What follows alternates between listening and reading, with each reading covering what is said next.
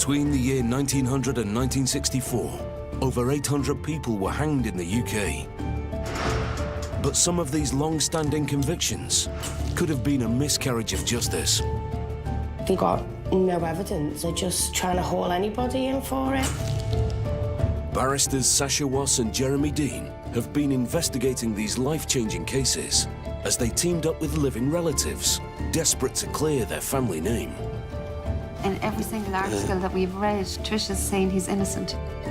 Together, they investigated the convictions. There's a stench about this. Probably wouldn't even be admissible in the modern time.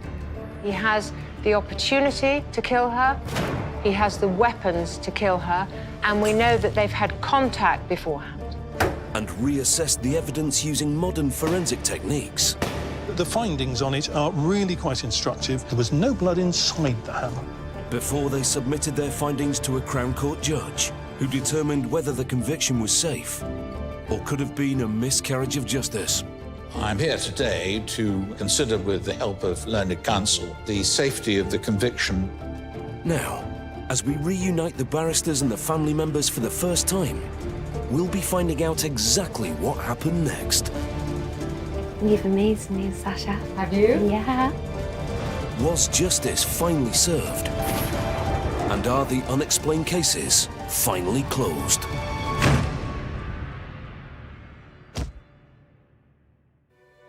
Today, Jeremy and Sasha are reopening the casebook on a historic crime in Ireland. A murder in a rural location and a conviction which led to the execution of one man, John Twiss. Well, Jeremy, this case showed just how radically the criminal justice system has changed over the last 120 years. That's right. And what was so gripping about it is that this case proves how dangerous identification evidence can be. And a defendant wasn't even entitled to give evidence on his own behalf. Which is astonishing and, in my view, caused a fundamental difficulty in the case. We're going to meet the family members later, but before we do, let's remind ourselves of the facts of this case.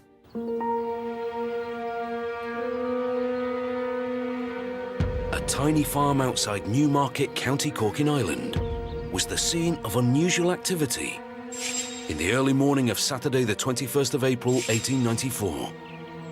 There had been a murder. The farm's caretaker, James Donovan, had been attacked in the middle of the night and badly beaten. He was discovered by his neighbour, who sent for a priest and a doctor, but it was too late. Donovan had been killed. Police attention quickly turned to known criminals as they rounded up the usual suspects.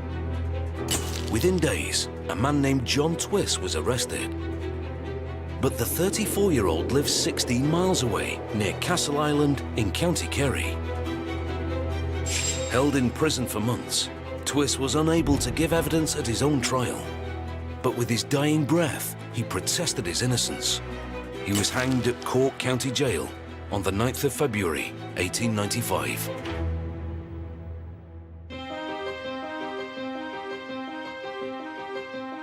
In County Kerry in Ireland, John Twiss's story is still remembered today, and his memory is kept alive by his descendants Helen and Dennis. The reason why I'm here is because my mother, she passed away a few years ago, and if she was alive today, she would want to be here herself, just to get people to see what really happened.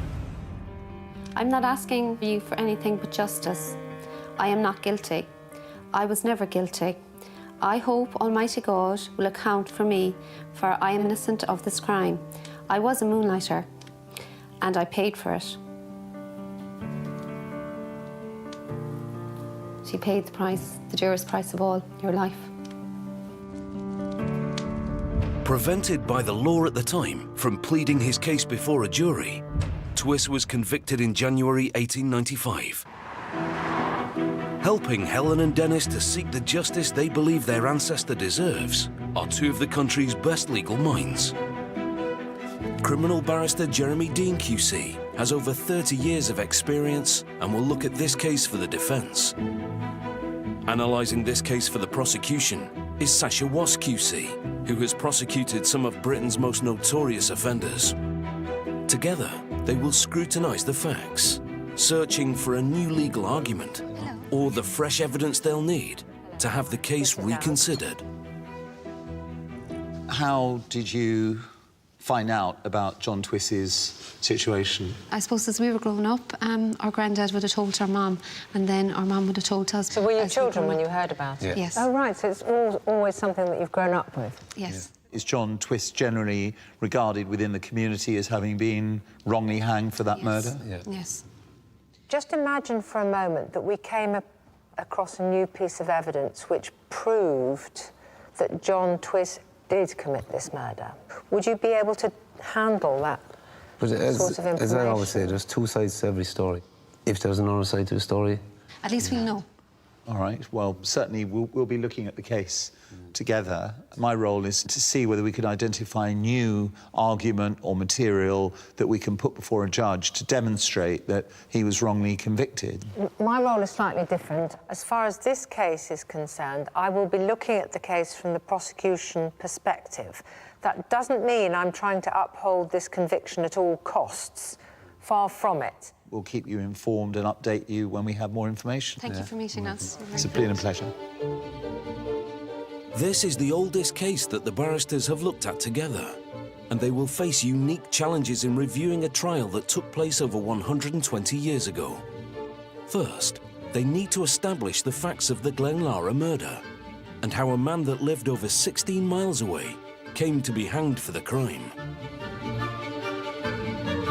So, Jeremy, this is a murder that took place in the south of Ireland in 1894.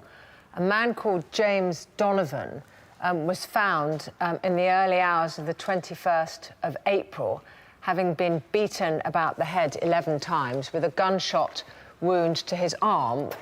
John Twiss was one of two men who were eventually tried for this murder.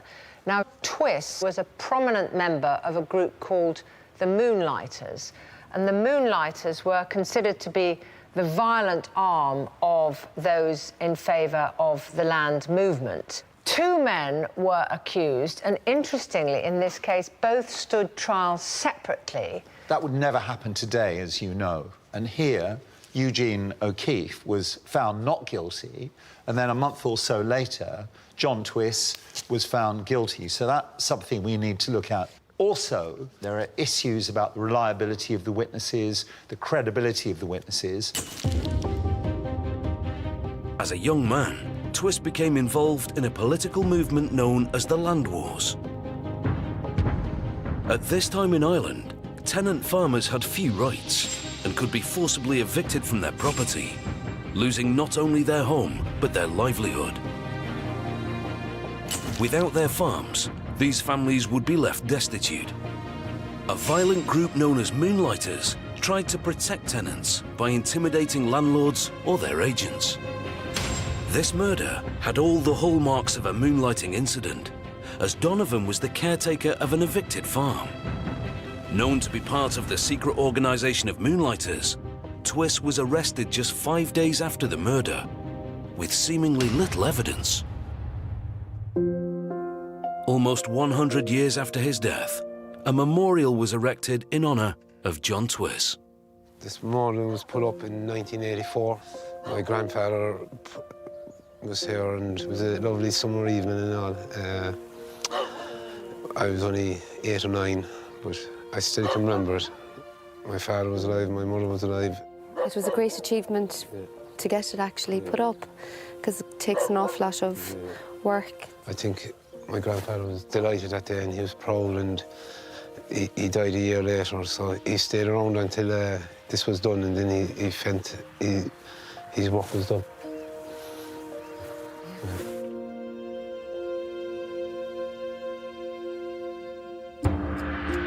Can re-examining this murder after more than a century solve the mystery that has puzzled generations? On the night of the 20th of April, 1894, 2 men entered Donovan's house in Glenlara. Dragging him from the bedroom he shared with his young son, the men beat him in the yard. The prosecution case was that although Twist did not know the victim and bore no personal grudge against him, he had been hired to carry out the murder and travelled over 16 miles each way in the course of one night to do so. Now, the murder is said to have occurred between 12 and 2 a.m. So the fundamental question here is, could he have made it to Glen? Of the case. Mary Lyons, who was an important prosecution witness, said she saw John Twiss on a horse in Tor not long before the murder. That would mean that John Twiss would have had to get all the way from Caudle, having been at home at around 11 p.m.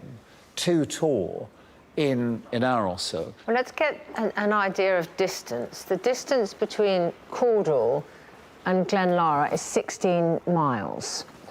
On a horse, I would have thought that was an achievable distance to cover.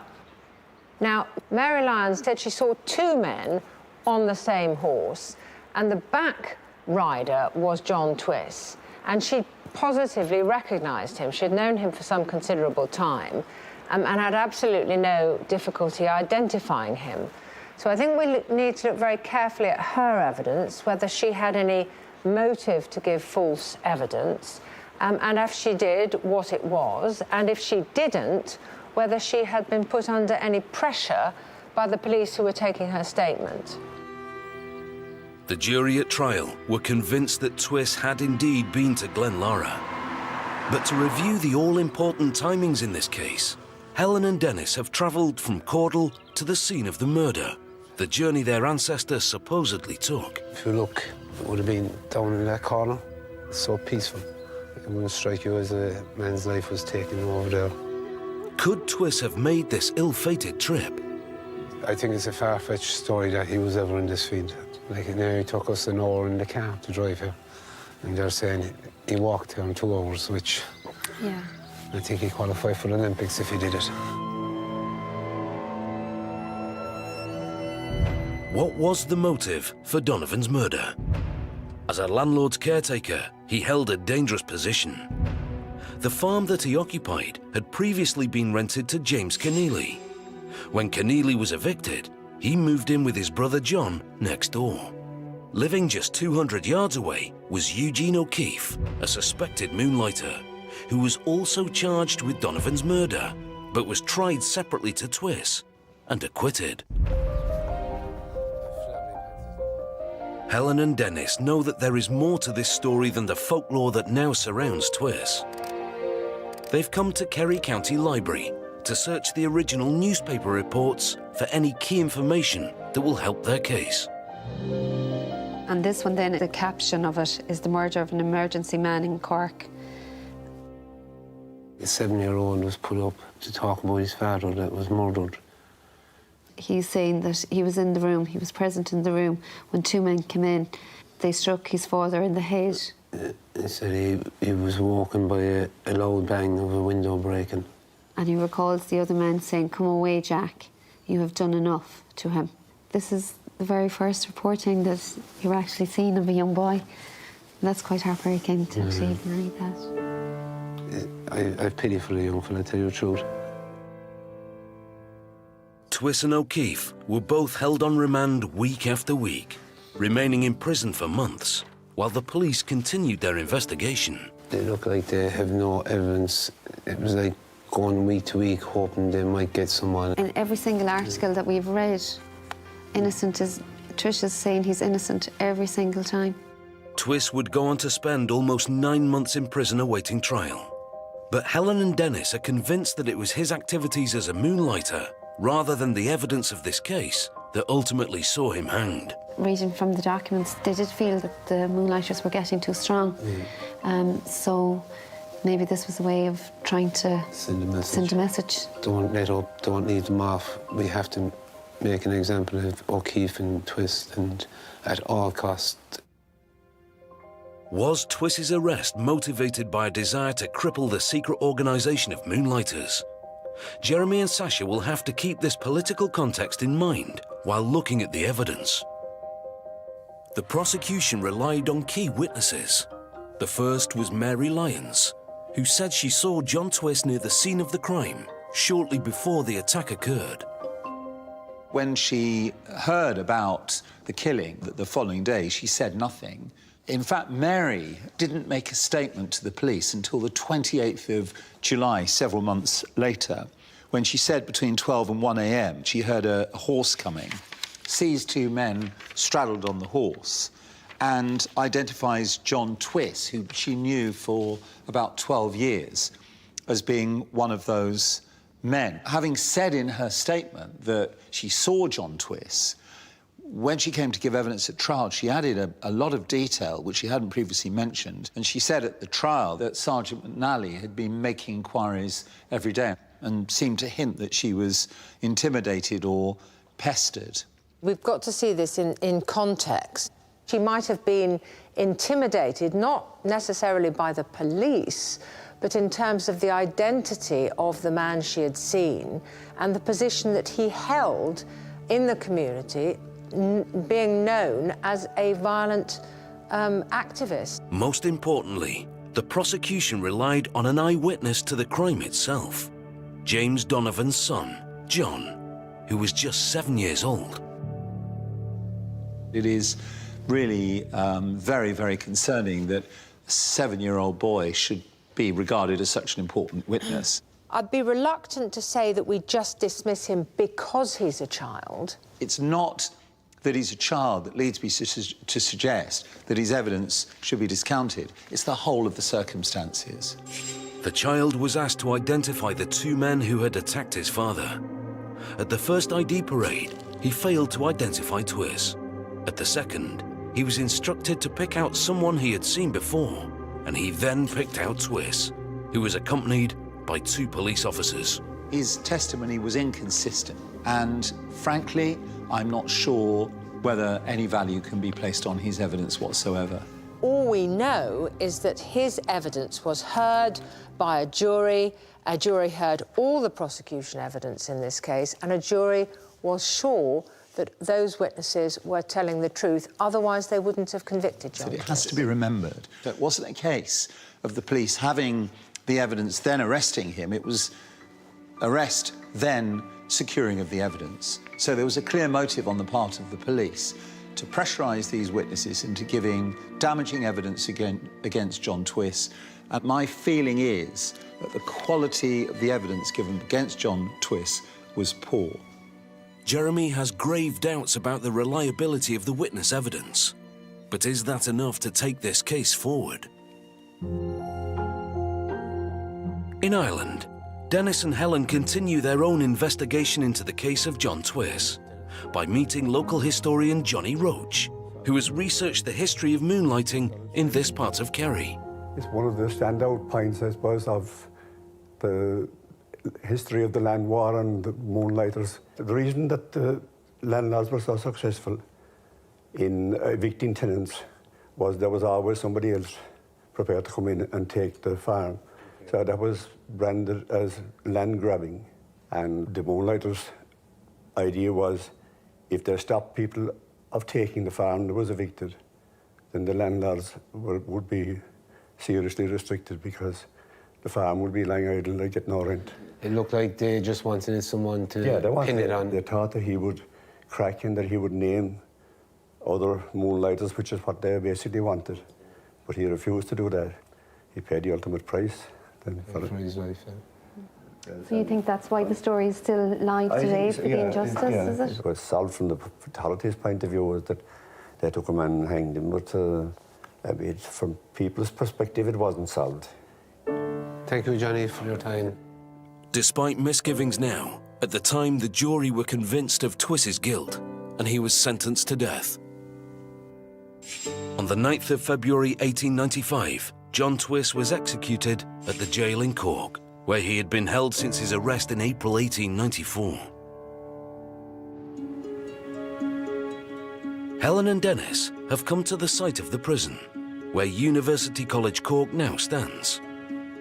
Only the prison gate remains. So judging by the pictures, Helen, the people would have gathered right here. And even from that picture, just quite a lot of people. yeah. There is no gravestone or memorial to mark Twiss's life or death here. And Helen and Dennis have never visited the spot where he is buried. This would have been the middle of the old prison, Helen. Exactly where John Twiss is buried, I do not know. I don't think anyone knows anymore. Hopefully, John Twiss can be laid to rest, knowing that people still think about him. Yeah, and I suppose we're coming here today to pay our respects to John Twiss, to say that we started the journey to hopefully bring justice to his name. Fair enough.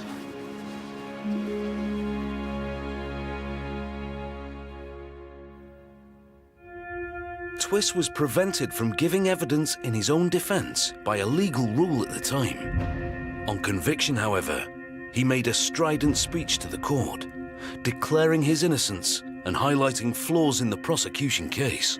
What's interesting, Jeremy, is that following the execution, a coroner's inquest was immediately convened, and the question of whether there had been any police interference with John Twiss whilst he was on remand was considered. And the jury in the coroner's case took it upon themselves to widen the scope of their verdict, and they made this extraordinary statement at the end of the case, that in the face of the solemn dying declaration... It seems that all the evidence points to Twiss's innocence. But over 120 years later, will the barristers be able to convince a judge that the original verdict was unsafe?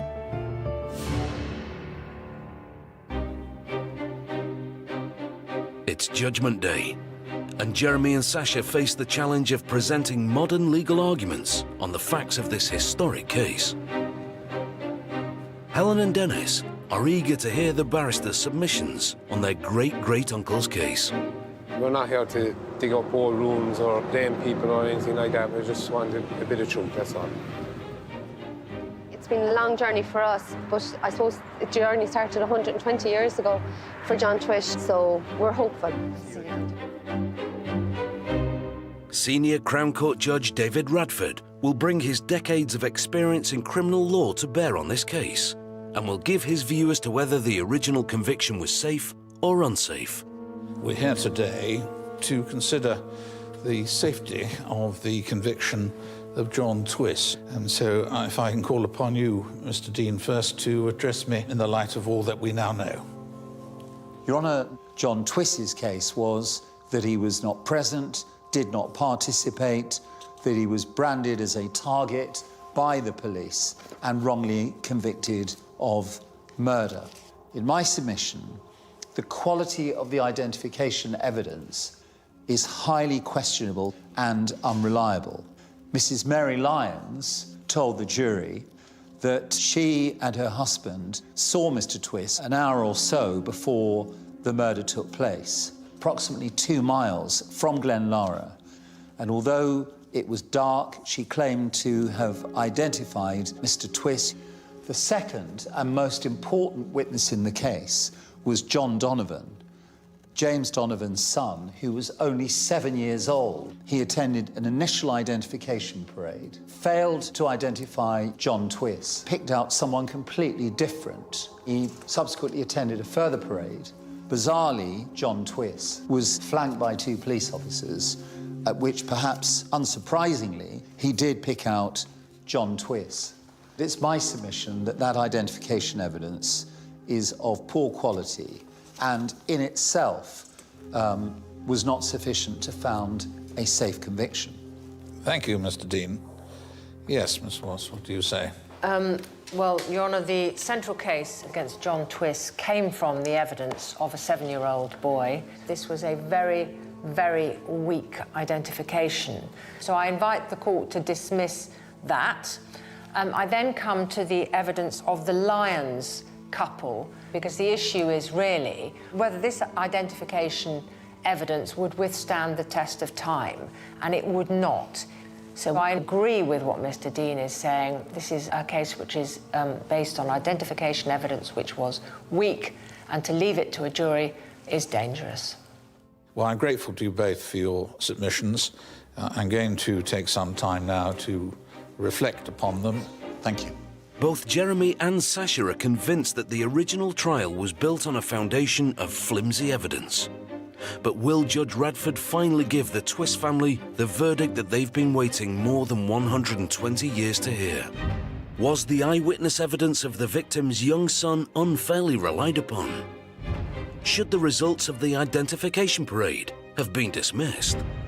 And could John Twiss have been verifiably linked to the scene of the crime? The judge is ready to give his verdict. I have had time to consider these matters and reached a conclusion. As the trial judge told the jury, the case against Mr. Twiss rested essentially on the reliability of the identification evidence of 7-year-old John Donovan.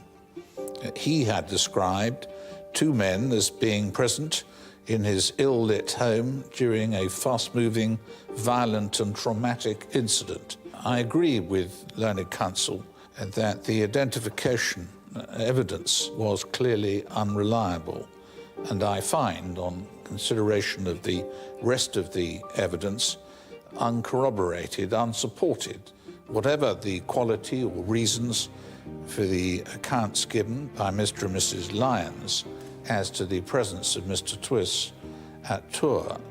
That location was a considerable distance from the murder scene and cannot, in my judgment, have indicated presence at the point which mattered. I am quite clearly of the opinion that the conviction of Mr. Twiss for murder was not properly based on evidence which could lead to a safe conviction. I'm grateful, Thank you very much, counsel, for your submissions. I shall rise. Oh, thank you, Jeremy. Thank you so much. Delightful. Today, after reviewing the facts of the case, Jeremy and Sasha remain confident that the right judgment was made. Sasha, I remember feeling distinctly relieved at that decision by Judge Radford. In my view, it was the correct decision. And I think it was a courageous decision because he found that the identification evidence was unreliable. He expressed his own view that the conviction was unsafe, and I applaud him for that. Yes, I agree. I mean, we both felt very strongly about the case, and I think the danger is sometimes a judge will simply allow the status quo to remain rather than interfere with a verdict of a jury because the jury heard the evidence. But I think in the context of this case, he did the right thing, and I'm delighted. Helen and Dennis have travelled to London to meet the barristers. This is the first time they have met each other since the judgment. I'm feeling really excited about it today. It'll be great to get advice from them as to what way to go forward and if we're on the right track, and if so, that they can help us along the way also. Helen, lovely to see you. A lot has happened since we last met them, so just to give them an update of what we found out since and see what they think of it. Welcome back. Obviously, you've had time to reflect on Judge Radford's ruling. What are your feelings about it? We're still very overwhelmed with it, and especially that Sasha agreed with you that the verdict was unsafe. I think that really blew our minds, and it was great. Thank you, Sasha. When Judge Radford said it was unsafe because of the evidence of a 7-year-old child convicted him, that was really the big thing, I think.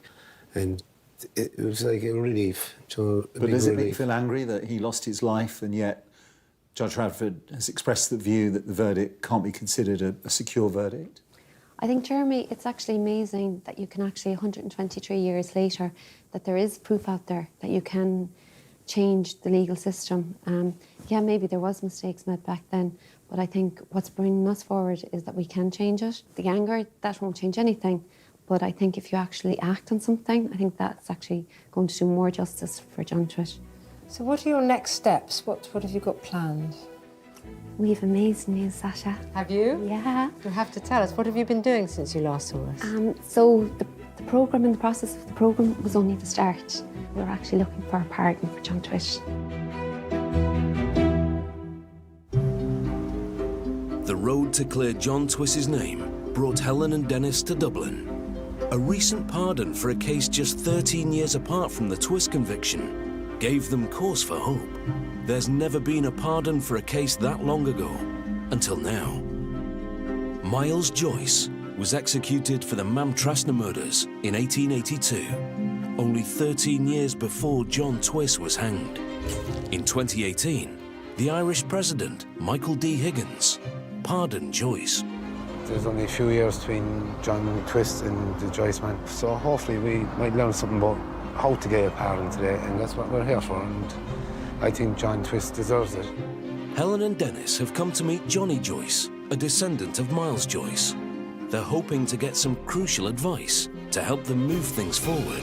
How are you related to Miles Joyce, and when did you first hear about the case? My great-grandfather, John Joyce, was a first cousin of Miles Joyce, and he was also one of the victims in Mamtrasna murders. And then I've been researching over the last 40 years. And Johnny, how did you find out that Miles was so innocent in your eyes? Miles, he was at home that night. Yeah. The two guys that were hung with him, they said that Miles wasn't involved at all. This was presented to the Lord Lieutenant at the time in Dublin, and he refused to commute the sentence. So they proceeded the next day to hang him. So, Johnny, I suppose what gives us great hope is that the cases were of similar time frame, and that's why we're excited to have met you, because you're at the finish of it and you did receive a pardon. So how did you go about that? You have to get all the transcript of the trials and see what went on in the court case, who said what, when, where, now. You have to find something that proves that John was innocent. We do have a very strong belief, Johnny, that John Twiss was innocent. Yeah, well, belief is one thing. But it's a hard fact that you must have. The authorities have to see evidence. There's probably something in those court cases. But it's digging. You have to dig and dig and dig and dig. There's no easy way with this. It just has to keep going to get that pardon done. And how long did it take you, Johnny? Well, it's taken us. It's taken us. I've been involved in it for over 40 years. And how did you feel when you got it, Johnny? That was fantastic altogether. You know. It was really, to see him actually signing the pardon was a great situation. Were you present? I was, yes, I was there, yes. And a lot of my family were there as well. That's very emotional. Yeah, it was. It really was. Wow, I can see from your eyes you're really emotional. It was a special occasion, you know. It doesn't come very often, but when it happens, it's something that makes you. It does make you cry, I can tell you. Yeah, it certainly does, you know. You've given us an awful lot to think about, and hopefully we can go now and get a pardon for John Twiss. It's important that you continue. I wish you really well, you know, that I hope that you both achieve what we achieved.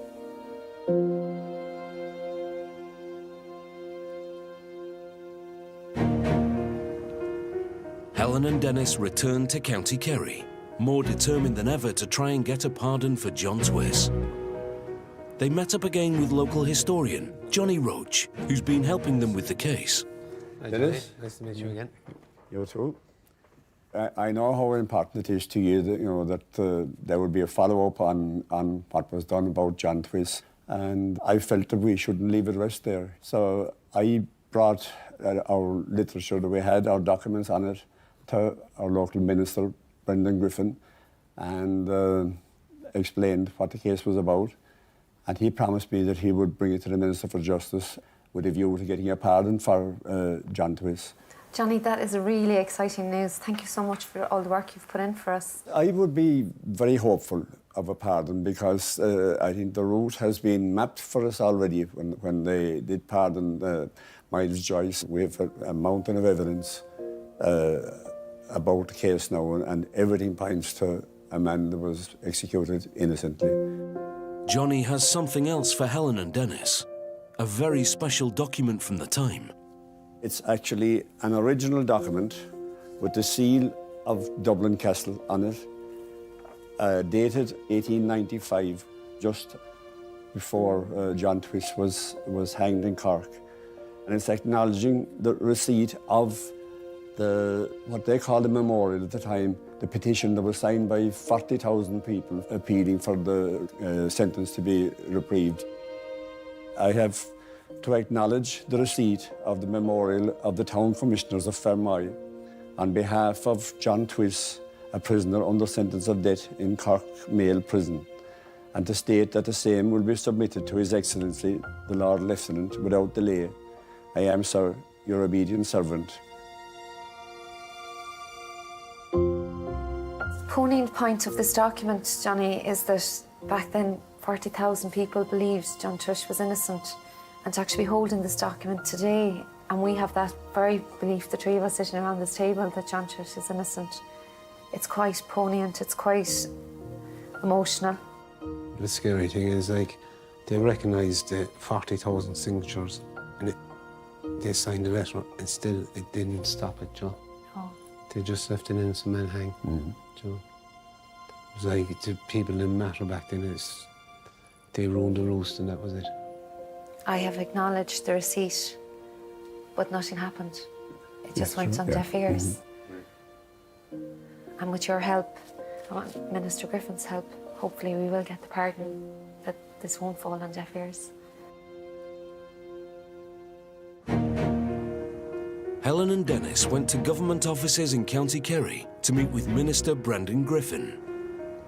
They are desperately hoping he can help them achieve the pardon they are fighting for. I wasn't aware of the case until just a few weeks ago when John Roach contacted me and gave me loads of material, loads of reading material.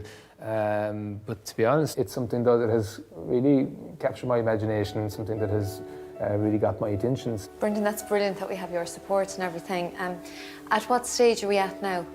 Where I think that I can come in and help is that I would make contact with the Taoiseach and ask that the Department of An Taoiseach would seek a full review of the case.